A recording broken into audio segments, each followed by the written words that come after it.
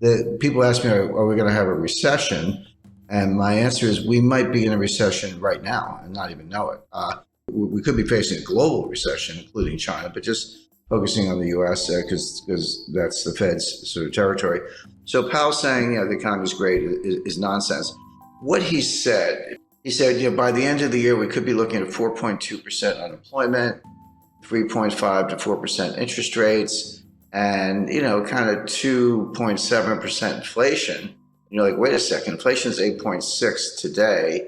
How do you get to, 2.7, number one? And then what about rising unemployment and higher interest rates? How do you reconcile those things? He said all three of those things. But what state of the world could make those things come true? There's only one, which is a recession. A recession would do it. A recession will raise unemployment. Higher interest rates will cause the recession. And the recession will cause inflation to go down. So in effect, Powell is saying we're going to have a recession. Inflation, prices go up, so we understand that, or maybe put differently, the value of your money goes down. You don't get as much for your money, same thing.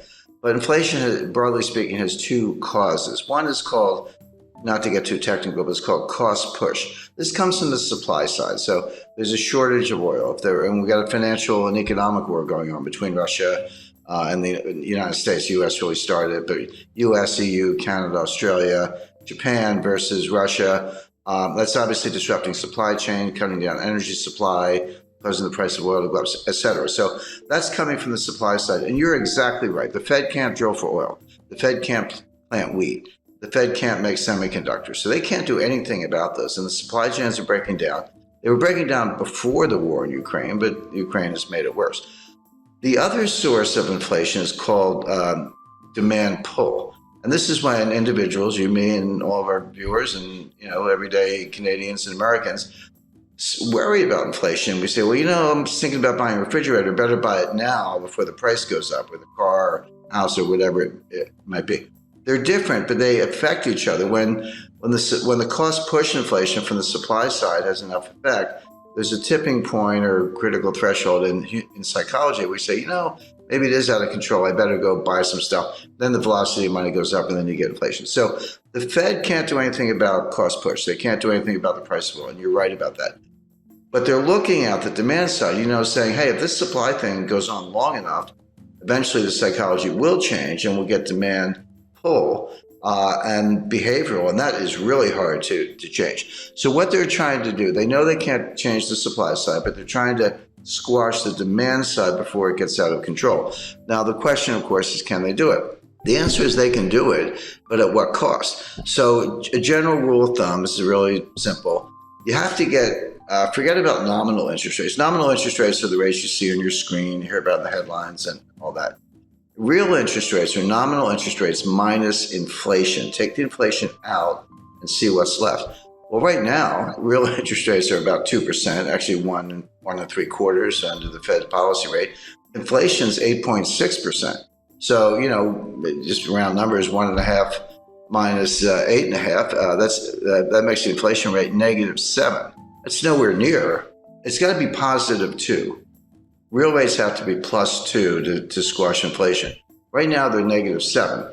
So that implies that the Fed has to raise interest rates to 10.5% to get to +2 real interest rates. That's never going to happen. They're never going to get there. They will destroy the economy long before they get there. So the Fed has no hope of squashing inflation from the demand side, as you described, by raising rates, unless inflation comes down for other reasons. So what they're going to do, they're going to keep raising rates, 2, 2.5, 3, 3.5, 4, hope that inflation comes down from 8 to maybe 3, although I think that's a stretch. You could get into positive real rate territory, but they're really far away from it. So I think, by the way, I described what they're trying to do. I should make it clear they're going to fail.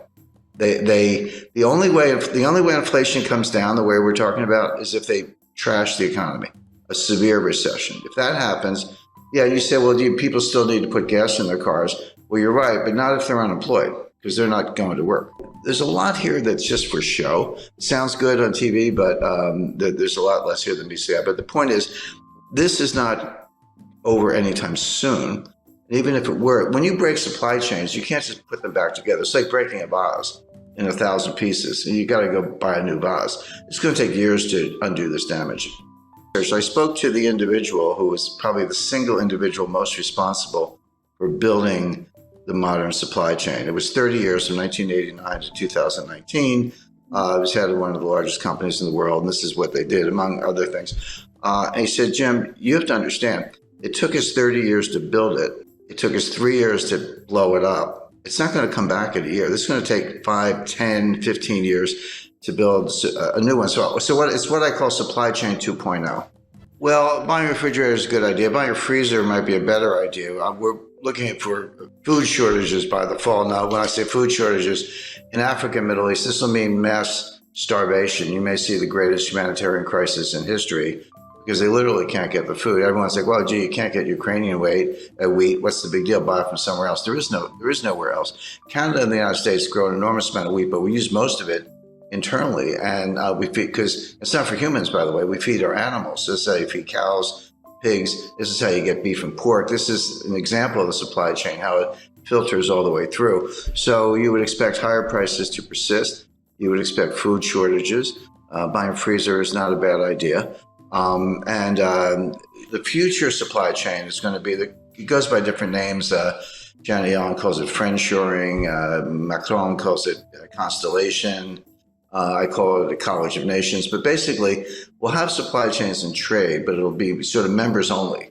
So US, Canada, Australia, Europe, others, Japan, will be invited to join, but not China. Russia is going to be in the waiting room for a while. We should be better allies with Russia, but the Democrats in the United States have pretty much made that impossible, at least for the short run.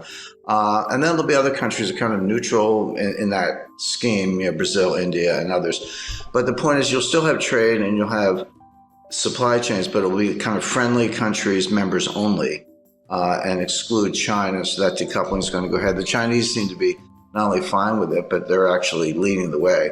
Semiconductor manufacturing is moving back to the United States.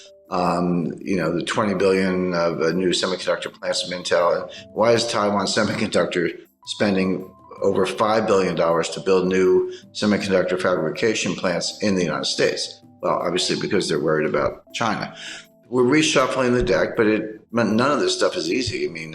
Semiconductor plants take 5 years to build. A new refinery, forget it. That's like 7 to 10 years. We haven't had one in the United States since 1977. So it's going to take a while to do all this.